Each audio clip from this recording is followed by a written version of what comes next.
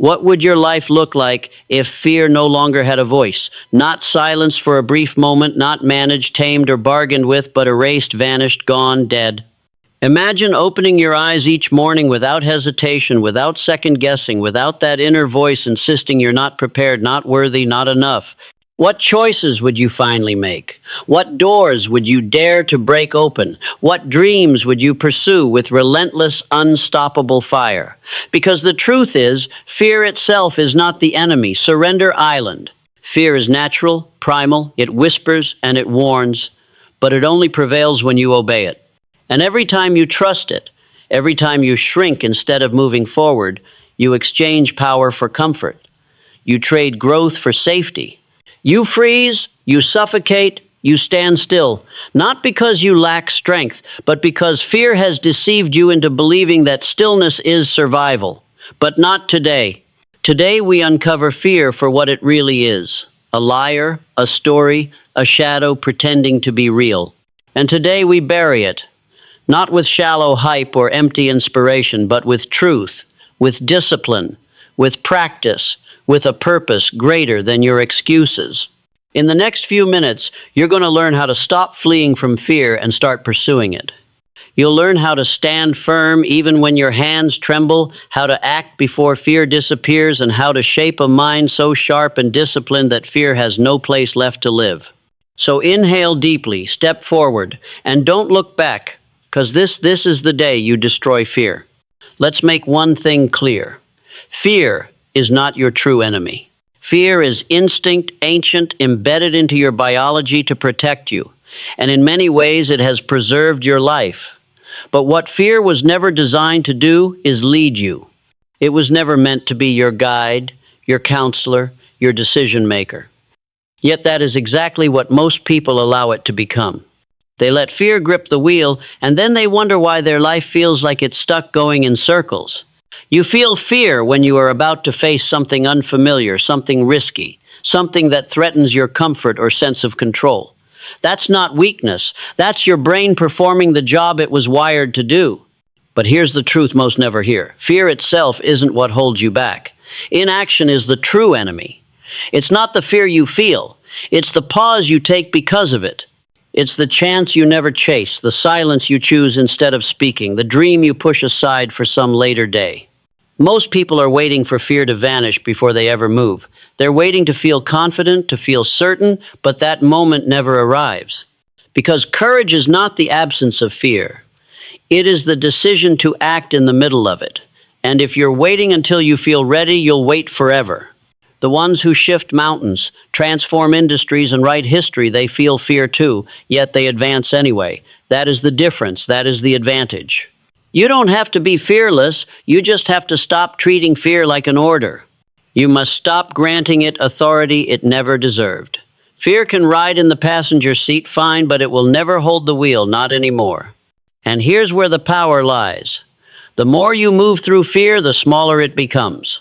Each time you act while afraid, you retrain your brain to understand that fear doesn't mean stop. It means this is important. It means rise up. It means you're approaching something that matters.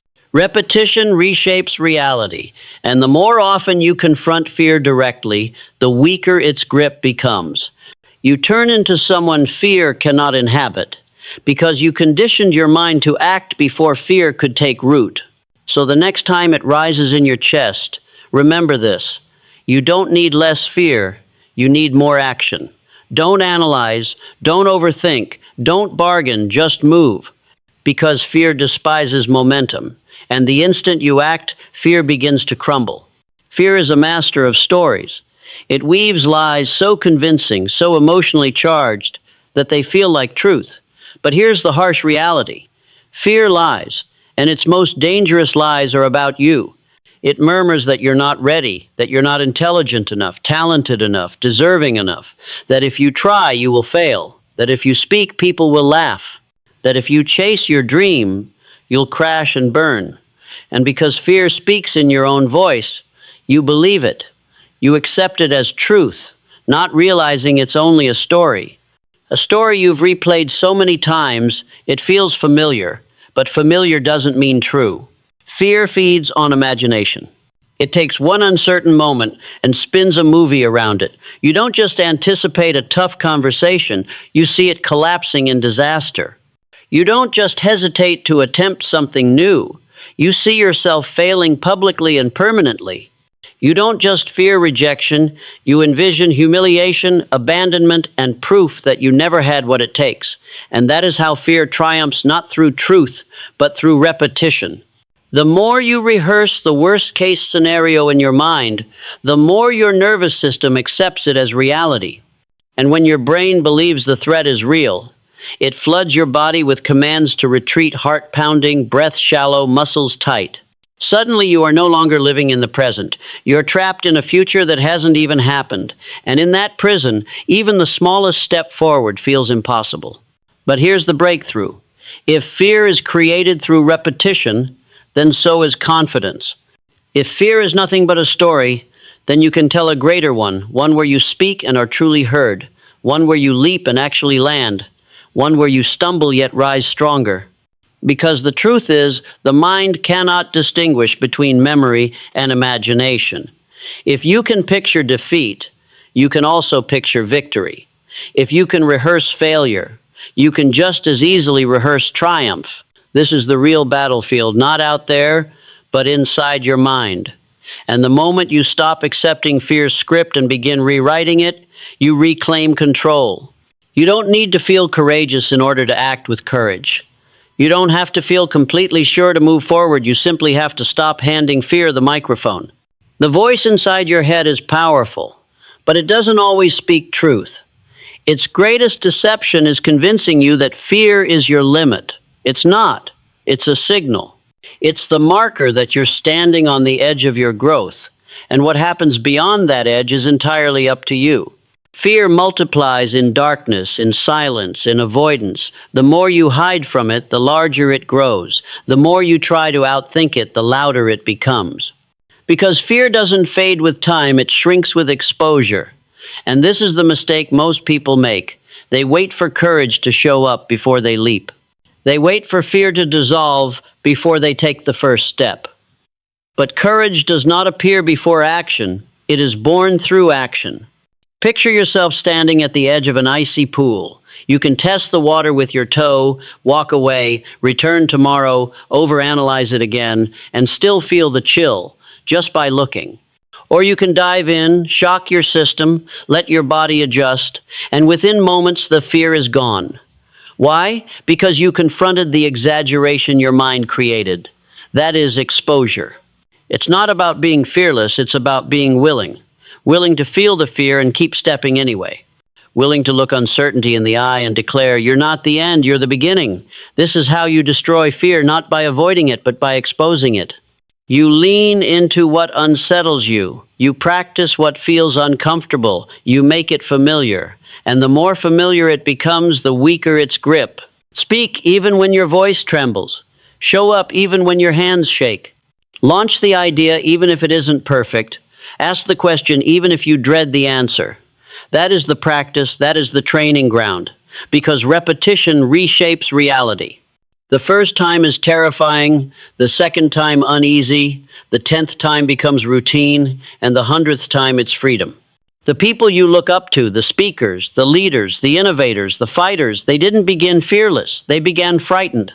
The difference is they refused to remain that way. They built endurance against discomfort. They didn't escape the storm, they stepped into it again and again until even the thunder couldn't shake them anymore. The truth is, fear never disappears entirely, but you stop recoiling when it whispers. You stop shrinking when it rises, because you've faced it enough times to know it's only a sound, only a signal, and it never has the final word you do. The only way forward is through the trembling, through the mistakes, through the uncertainty. You walk straight into the storm not because you are fearless, but because you know what waits on the other side of fear is the life you've yet to live. And that is a price worth paying if you truly want to conquer fear. You must confront it at the root, your mind. Because fear doesn't begin out in the world, it begins in your thoughts, in the quiet, invisible stories you repeat over and over. Stories of inadequacy, of risk, of what could go wrong. Stories replayed in loops, shaping your reality without you noticing. And here's the truth. If you don't train your mind, it will train you. Left unchallenged, the mind turns into a battlefield where fear always wins. But you are not here to be ruled by fear. You are here to reclaim your mind, to take back the pen and write a new script. And it begins with this simple yet powerful realization. You are not your thoughts. You are the witness of your thoughts. You are the designer, the programmer, the one who decides what stays and what goes. So when fear whispers, "You're not ready," you don't just accept it, you challenge it. You answer, "Says who?" When it hisses, "You'll fail," you respond, "Maybe, but I'll learn." You flip the script, you break the cycle. Because every thought is a seed, and whatever you water grows. If you water fear, you will reap hesitation.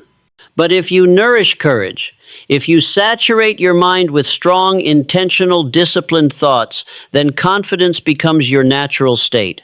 This isn't about blind optimism, it's about deliberate mental conditioning. The same way athletes train their bodies, soldiers sharpen their reflexes, and musicians discipline their hands. You must train your mind with affirmations that declare your worth, with visualization that locks your focus on the outcome, with repetition that makes greatness second nature. Tell yourself what you choose to believe until it becomes part of who you are. Speak it, feel it, embody it every single day. I am steady under pressure. I confront fear and move forward. I don't shrink, I expand. These are not mere words, they are commands, and your subconscious is always paying attention. And don't just think these thoughts, live them. Let your actions mirror your new identity. Your mind learns from your behavior, so when you take bold action, when you move despite the nerves, when you speak even as your hands tremble, your brain records a new truth. We do difficult things now. That's how identity evolves. That's how fear begins to lose its grip. You're not weak because you experience fear, but you remain weak if you allow it to lead. Govern your inner world, and the outer world will bend accordingly. Guard your mind like a vault. Disrupt the lies, install the truth, and never forget you always have a choice. Fear may knock, but it doesn't get to stay unless you open the door. Train your mind, or fear will train it for you. The decision is always yours. What if fear wasn't a stop sign but a signal? What if the very thing you're running from is the very thing you're meant to pursue? Most people mistake fear as a warning. Don't go there, don't try that, don't speak up, don't take the risk. But in truth, fear often acts as a compass. It points directly toward the edge of your comfort zone, and that is precisely where growth begins. That fire rising in your chest, that shaking in your hands, that is not weakness. It's life reminding you that you are standing at the edge of something significant. It's your spirit recognizing a moment of truth. The things that terrify you most are usually the things that will shape you the most. Speaking in public, launching the business, ending the toxic relationship, stepping into your calling, these are not dangers, they are gateways. And the key to unlocking them is not perfection, not certainty, but action, one deliberate step straight into what frightens you. Courage is not the lack of fear, it is the choice to move while fear is present. So when fear arrives, don't withdraw, lean in. Move toward the fire. Let it sharpen you. Let it strip away your excuses. Let it become your fuel. That resistance you feel is proof you're close to something real, close to your purpose, close to your next level. And let me share with you what most won't.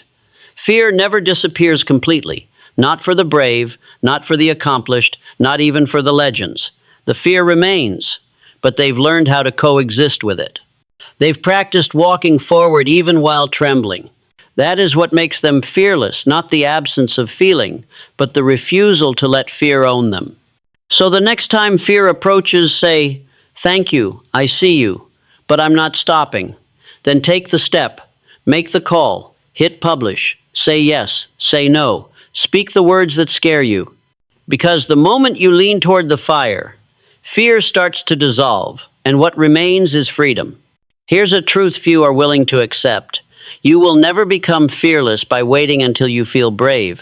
You don't defeat fear with emotion, you defeat it with discipline. Motivation comes and goes. It's a spark, loud, bright, thrilling, but temporary. Discipline, however, is the steady flame.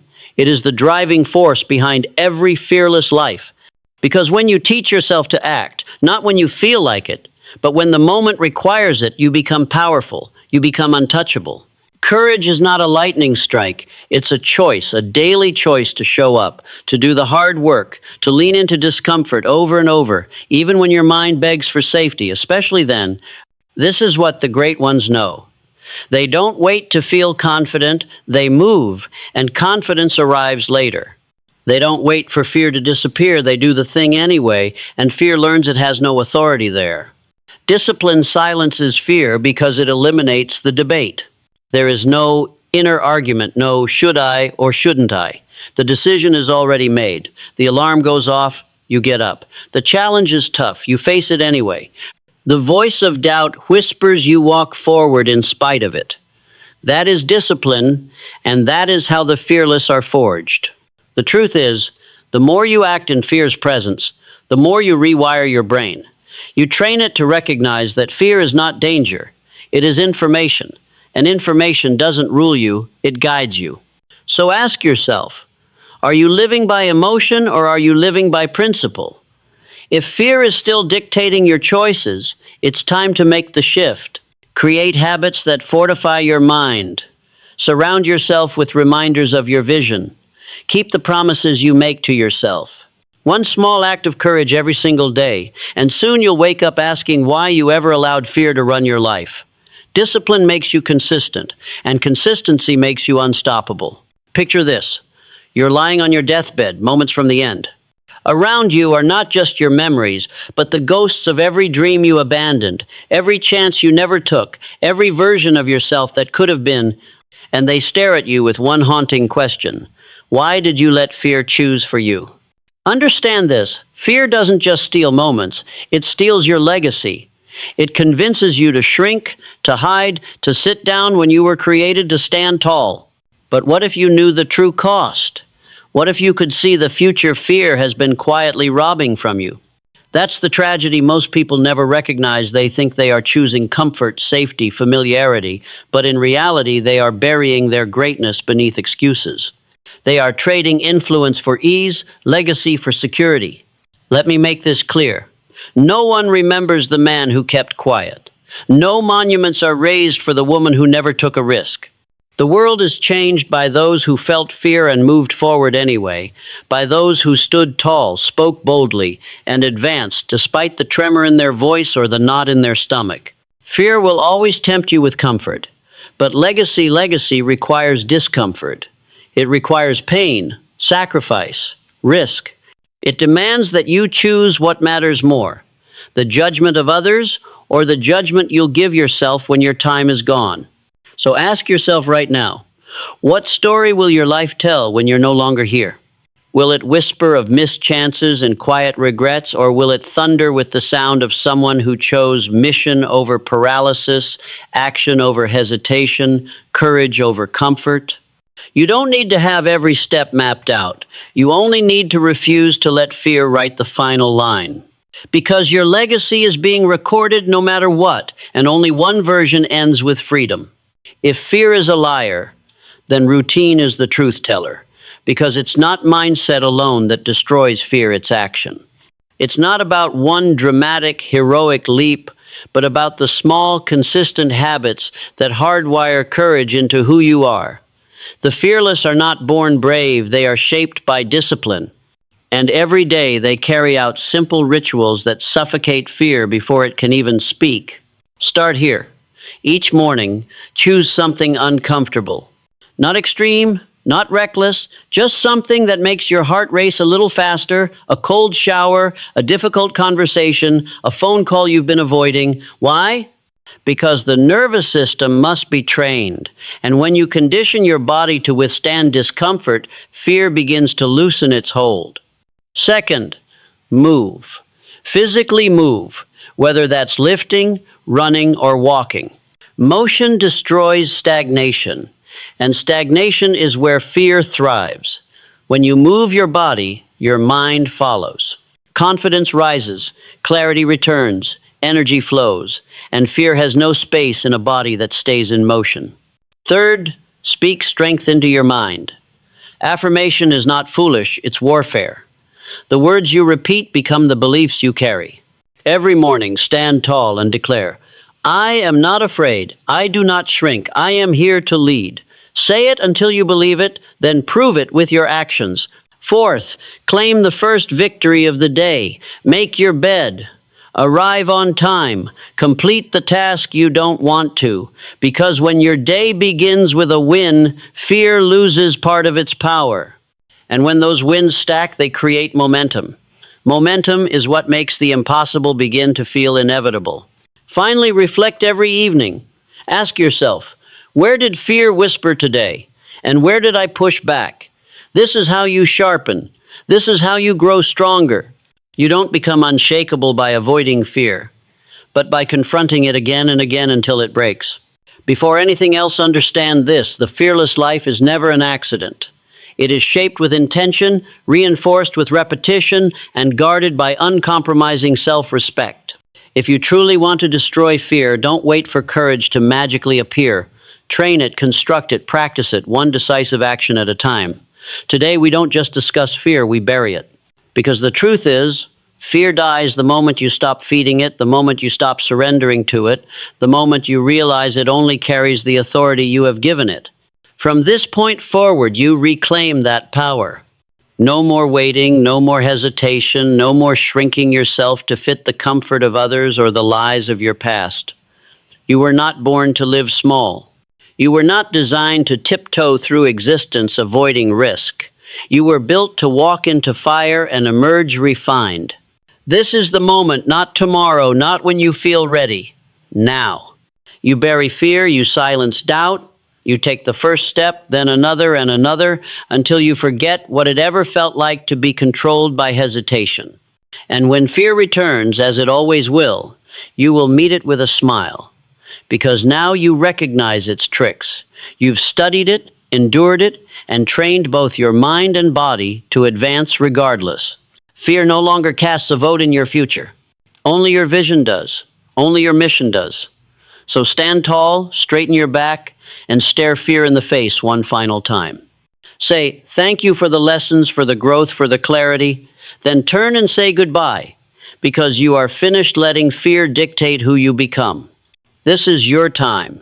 You are fearless because you chose it. But this is not the end, it's the beginning. In the next chapter, we will dive deeper into how to forge unshakable confidence, not in theory, but in daily discipline. You've slain the fear. Now it's time to build the warrior. So stay ready, because fear may be behind you, but your future, it's only just beginning. Your other self, the one who never pauses, never retreats, is waiting.